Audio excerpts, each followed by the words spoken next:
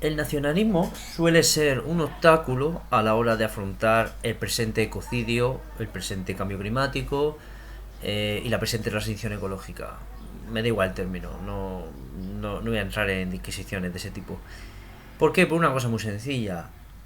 Tal como decía Ulrich Beck, el sociólogo, en su libro sobre la sociedad del riesgo, ante problemas globales, si tenemos formas de gestión que no son globales, sino que son particularistas o individualistas, en este, y la nación es sin duda una nación por defecto, es un sitio en el que se gestionan las cosas de una manera y fuera y no y las externalidades se van hacia afuera, pues bien, es un problema. Y se puede ver muy bien en los debates de Twitter. Cada vez que sale algo, cada vez que sale un tema de algún tipo de medida para afrontar el cambio climático, siempre los estadounidenses dicen, ¿por qué no lo hacen en China? Los chinos dirán, con mucha razón, ¿por qué no lo hacen los de Estados Unidos? En Europa decimos, ¿por qué el resto del mundo tal? Los pobres dirán, ¿por qué los ricos no se aprietan más? Y se cae en un escenario que fue el que describió Garrett Hardin, un biólogo bastante de derecha, pero bueno, y bastante equivocado en muchas cosas, pero que cuya metáfora es muy útil. La tragedia de los comunes. ¿Qué es la tragedia de los comunes? Imaginemos un pasto en el que todas las personas del pueblo pueden entrar a pastar sus vacas. Si no hay ningún tipo de regulación, lo, la estrategia más obvia es que todo el mundo meta a las máximas vacas posible, que agote todo lo que pueda el pasto y que deje lo menos posible para los demás. Esto se demostró en la práctica. En la práctica de la gestión de espacios comunales se demostró falso. Es más, un premio Nobel de Economía, la fallecida Eleanor Ostrom, demostró que no sucedía así, que había formas de gestión comunal basada en el consenso, basada en práctica, en la costumbre, en la interrelación entre vecinos, en el que se evitaba ese escenario de sálvese quien pueda. Se podría traducir como un sálvese quien pueda. Pues bien, ahora mismo a nivel global, a veces el nacionalismo nos lleva a niveles de sálvese quien pueda, de yo voy a contaminar todo lo que pueda y los chinos que se la busquen. Eso claro es un suicidio, eso es un absoluto suicidio. Pero yo ya estaba pensando, claro, entonces a priori diría que sí, el nacionalismo, igual que otras formas de exclusión, es un riesgo, no es una ayuda, es un obstáculo en la capacidad de que hagamos una transición ecológica, justa, eficiente, etcétera.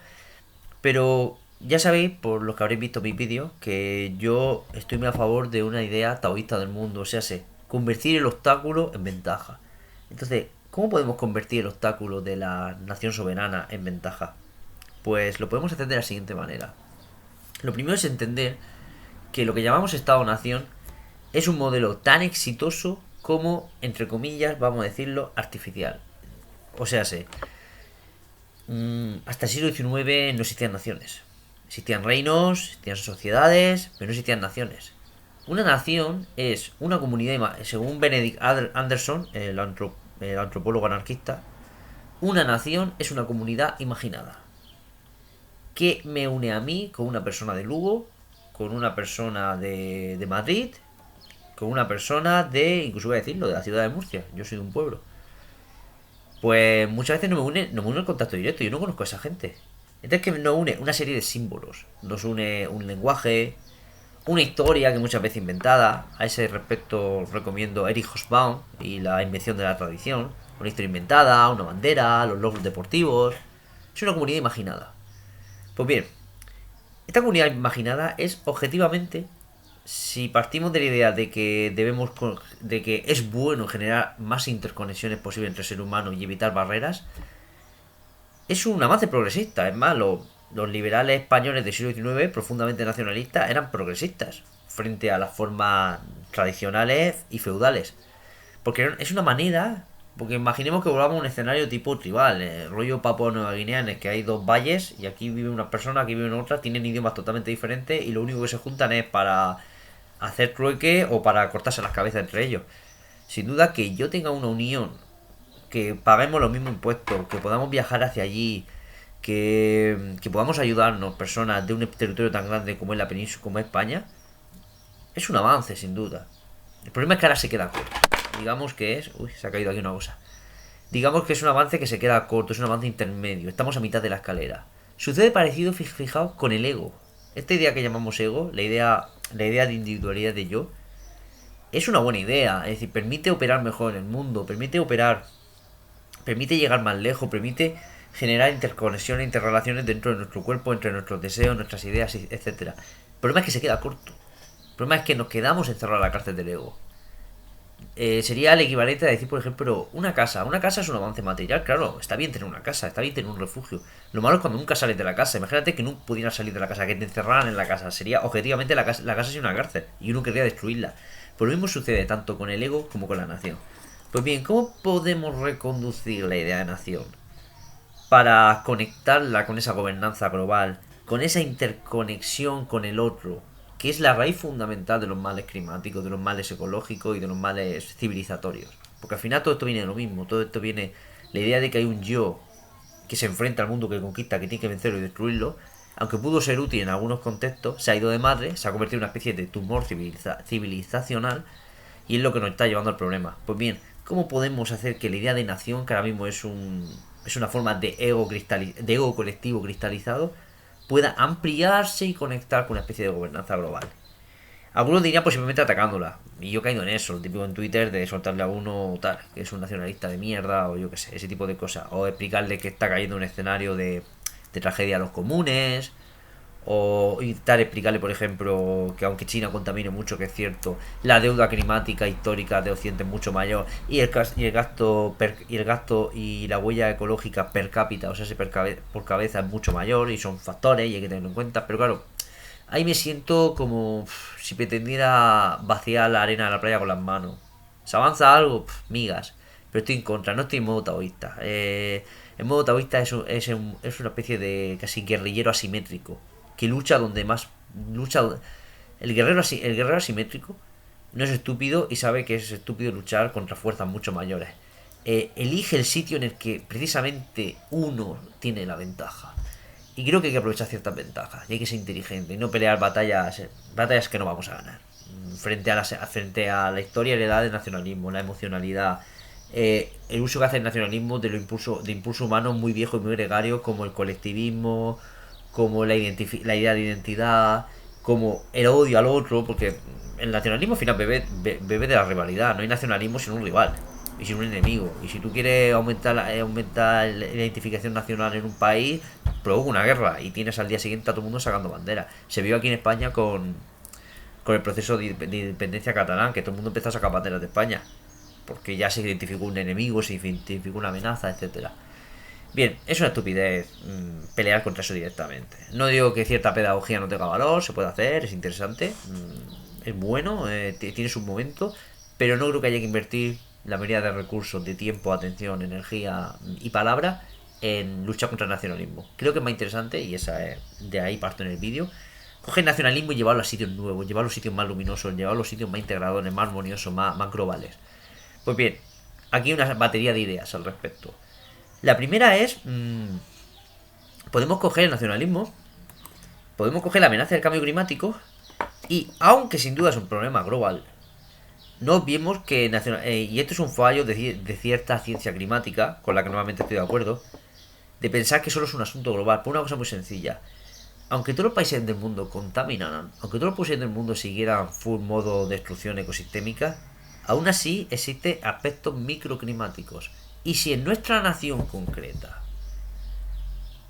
creamos bosques, creamos agricultura resiliente y permacultural, creamos ciudades que se caminan, creamos ciudades verdes, somos soberanos energéticamente, tenemos energías renovables, pues bien, aunque el resto del mundo, aunque se produjera la tragedia de los comunes y el resto del mundo quisieran destruir ese ecosistema global que es la Tierra e incidir en el efecto invernadero, aún así nosotros nos volveríamos más resilientes. Aún así, esa futura pesadilla de una subida global de 2 a 3 grados de media, que sería una absoluta pesadilla, aguantaríamos mejor. Entonces, en ese sentido, podemos coger el sálvese quien pueda el nacionalismo y darle la vuelta y decir, no, incluso nos da igual China, nosotros vamos a proteger a nuestra gente, vamos a proteger a los españoles de los efectos del cambio climático.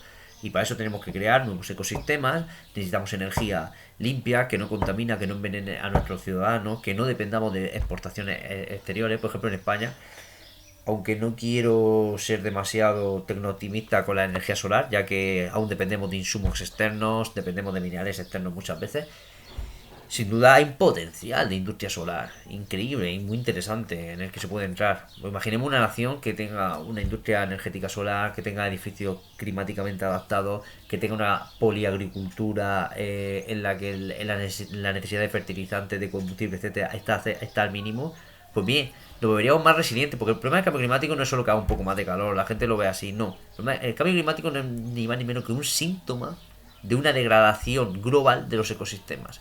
Y los ecosistemas, como demuestra la teoría Gaia, no solo son los ositos, los zorritos o las florecitas, no.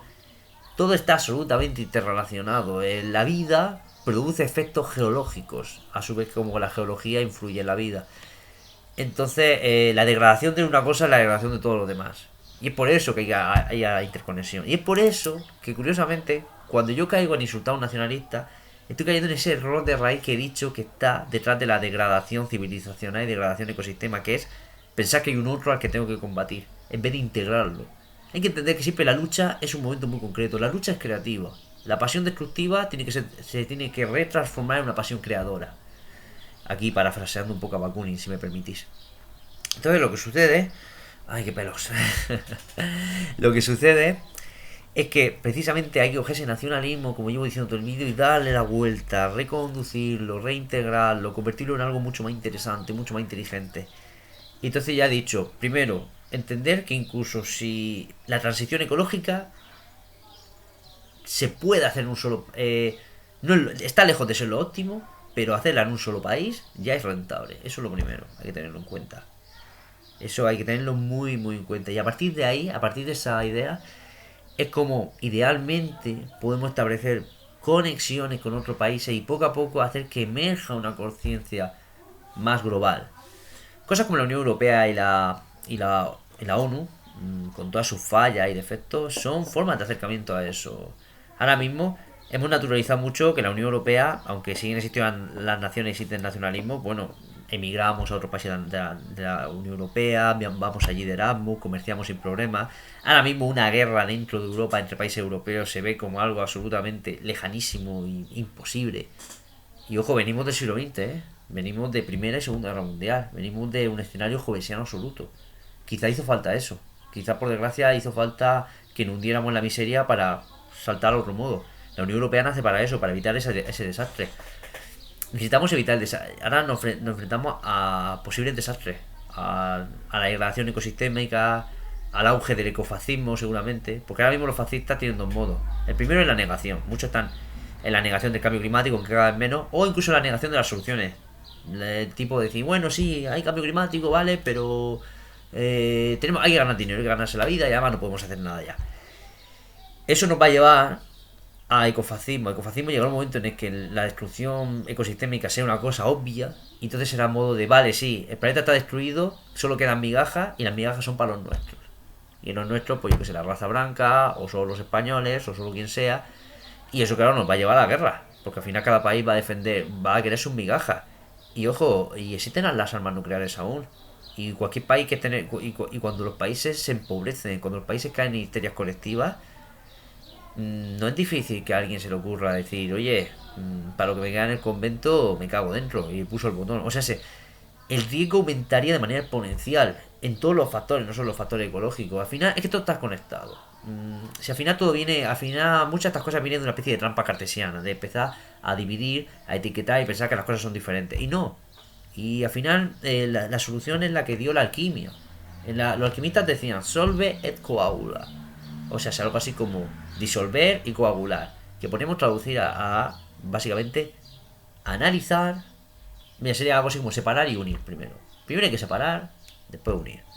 Hay que analizar primero, o sea, dividir en pequeños trocitos. Es útil, nos permite concentrarnos en un sitio, nos permite generar focus.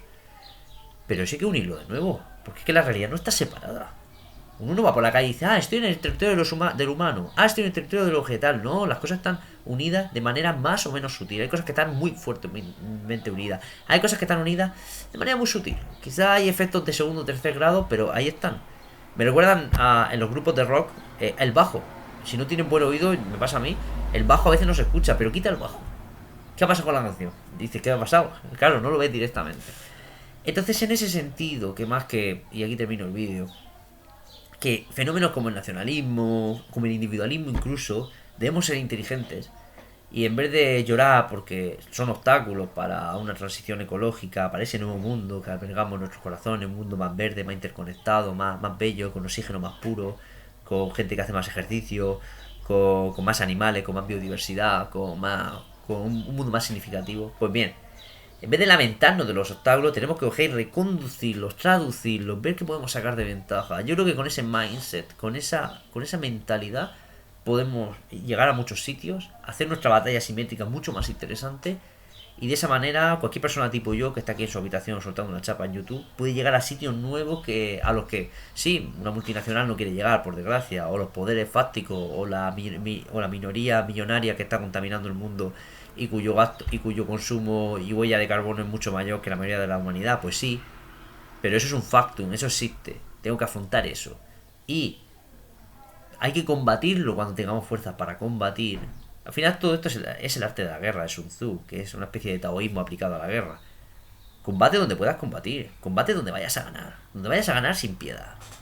Que nosotros que un partido ecologista llega al poder y tiene leyes y puede aplicarlas. Y encima tiene consenso y la gente le gusta, aplícala. Por ejemplo, dentro de nada va a salir la ley de desperdicio alimentario. Esa ley saldrá, nos permitirá desperdiciar menos alimentos, llegaremos a sitios nuevos y se quedará limitada en otros sitios. Pero ¿qué es lo bueno de esa ley? Seguramente esa ley, como no es algo de guerra cultural demasiado, no es algo que sea muy divisivo, aunque en la próxima elección gobierne el PP y Vox, no la van a quitar seguramente, pues son leyes burocráticas que no traen polémica. Al final, la política hay que decirlo, la política parlamentaria tal como está constituida tiene mucho de espectáculo. Y eso es un problema que me gustaría trabajar en otro vídeo, de cómo muchos límites y muchas cosas no son bugs de la política parlamentaria, son features, son rasgos. En informática siempre se dice, yo lo cito mucho en Twitter, it is not a bug, but a feature. No sé, feature creo que es, feature. Pues bien, claro, hay cosas que no son fallos, son rasgos estructurales del sistema. Y un rasgo estructural del sistema parlamentario es convertir en un espectáculo. Claro, separa al ciudadano de la representatividad y la separación que yo tengo respecto a la política, porque yo no tomo decisiones políticas directamente, yo solo he hecho un voto. Y con ese voto, si hay suerte se consigue algo, si hay suerte. Si el político es confiable, si el partido quiere ganarse mi voto. Es mejor que nada, sí, mejor que una dictadura, pero está muy lejos. Entonces con ese tipo de rasgo, lo que quiero decir es que trabajemos con lo que tengamos, aprovechemos lo que tengamos, generemos todos los cambios, microcambios posibles que tengamos en lo que sea, pero al mismo tiempo seamos ambiciosos e inteligentes y busquemos el sitio donde podemos generar el mayor impacto. Y eso, claro, ojo, no digo que nos quedemos sentados siendo creativos y no hagamos nada. Mientras descubrimos la nueva fórmula, sigamos haciendo todo lo que podamos que implique que esté en nuestra mano. Porque al final la creatividad, y eso lo sabe por ejemplo Amazon, la creatividad consiste en inventar, probar, descartar y tener 6, 7, 8, 15 opciones al mismo tiempo. Nadie puede predecir lo que va a triunfar. Hay rasgos, hay estudios, pero no. Hay hipótesis, pero la hipótesis hay que testarlas, hay que probarlas con la realidad. Entonces la mejor manera de llegar a sitios nuevos en cualquier ámbito de la vida, en este caso estoy hablando de ecología más cambio civilizacional, pero se puede aplicarse a tu vida, es tener buena hipótesis y aplicar, si puedes aplicar 30, 40, 50 al mismo tiempo, las aplicas. Es lo que hace la naturaleza al final. La naturaleza lanza bombardea con miles de millones de semillas y muchas no fructifican, pero con que fructifique unas cuantas ganas, ya está. Es así, es el principio de reproducción. Pues aplíquese a la idea. La creatividad se parece mucho al sexo. Es por eso que en el tarot la carta del demonio es la carta de la creatividad. Creatividad es crear, y crear es una forma de fertilidad, una forma de fecundidad, una forma de generar. Entonces en esta vida hay que ir con el espíritu que hay que tener ante la vida es follarse la vida. Hay que estar generando hijos biológicos para el que quiera, pero sobre todo hijos imaginales, hijos ideales, hijos de materia. Hay que crear. Ese impulso hay que producir y hay que manejar las mismas leyes de las mismas leyes de la fertilidad, aplicar la creatividad. Hay que ser lujurioso, hay que probar. Igual que a los chicos nos gusta acostarnos con muchas chicas, etcétera, y a las chicas con muchos chicos, igual, probar, saborear, disfrutar. Es el aspecto de la creatividad. Y en ese sentido es como podemos ser, en vez de esta visión tan calvinista del cambio social, de ay, que me toca aguantar, porque tengo que salvar a la madre tierra, y tengo que sufrir, y tengo que ir a un sitio que no me apetece. No, que pasarlo bien también. hay que hacer cosas divertidas y llegar a sitios nuevos. Y el cambio civilizacional no tiene por qué estar separado, no tiene por qué ser contradictorio con una vida buena, con una vida divertida, una vida llena de posibilidades, etcétera. En general la esclavitud es muy mental, no me he dado cuenta. Somos esclavos y caemos en una forma de vida destructiva y una mosca, lo siento. Hablando de ecología, la naturaleza viene a mí. Pues bien, eh, esa visión calvinista, pues bueno, puede ser útil a veces porque a veces hay que ponerse en el trabajo, hay que hacer cosas que a uno no le apetece, en momentos dados. El esfuerzo sirve para algo. Pero tomarlo como una especie de totalizarlo y convertirlo como en la única regla de la vida me parece un craso error. Así que nada, quedamos en eso. De verdad, coger los obstáculos. Si no sirve, si no pensáis, si no os interesa el cambio social ecológico, muy mal por cierto, porque en esto estamos todos, aplicarlo a cualquier cosa de vuestra vida. Acabarás creando efecto en cadena de segundo, tercer y cuarto grado en otras cosas. Y lo agradeceremos todo porque, mira, cada vez que yo lo digo, cada vez que uno de vosotros coge vuestra vida, estilo Jordan Peterson, os levantáis y hacéis vuestra cama y no caéis en la y no caéis en la bulia y sois creativos y llegáis a nuevos sitios, estáis mejorando el mundo. De manera muy sutil, pero estáis creando semillas de cambio que se porque al final, mira, otra cosa muy sencilla, que no para iba a cortar el vídeo, pero se me ocurre un montón de cosas. Hay estudios que demuestran que un cambio social se produce cuando un 3% de una población está implicada fuertemente con ese cambio social. Un 3%. Y después se crea un efecto dominó brutal. Porque la naturaleza, igual que explica Stephen Jay Gould, muchas veces funciona por equilibrio puntuado. O sea, no es solo uno más uno más uno. No, no, hay exponencialidades. Es 2 por 2 4 por 4 16 por 16 y es una locura. Y el cambio puede ser brutal. Por eso que sí, hay que empezar por pequeños, hay que empezar por pequeñas semillas, hay que empezar por pequeños cambios. No hay que infravalorar cualquier posible tipo de cambio, de transformación. Pero voy a cortar el vídeo, está la mosca irritándome. Pero eso, tenéis que ser asimétricos, creativos, hacer analogías con no solo con el funcionamiento de la naturaleza y con el funcionamiento de otros cambios, integrar al enemigo siempre, integrar vuestra propia sombra, integrar vuestras propias transformaciones. Y así creo que todos, me pongo todos porque yo no hablo de una atalaya moral, es un trabajo en el que yo estoy metido, en el que yo tengo mis propias dificultades y errores. Creo que con ese enfoque todos podemos llegar a sitios muy, pero que muy, muy interesantes.